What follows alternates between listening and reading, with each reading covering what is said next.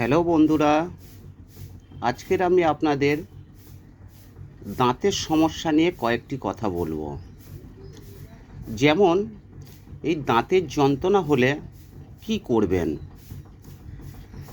দাঁতের যন্ত্রণা হলে যে কোনো গ্যাসের ট্যাবলেটের সাথে, যেমন র্যানট্যাক, হিস্ট্যাক, ওমেজ ইত্যাদি, এর সাথে যে কোনো যন্ত্রণার ট্যাবলেট যেমন জিরোডল, ভোভিরন, ডিক্রিন প্লাস, মুভিরন ইত্যাদি খেলে দাঁতের যন্ত্রণা থেকে মুক্তি পাবেন।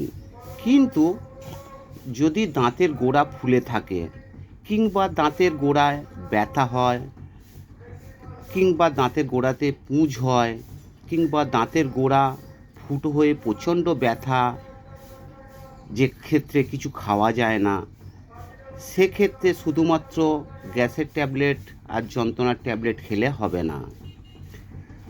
তখন জানবেন দাঁতের গোড়ায় ইনফেকশান হয়ে গেছে। তার জন্য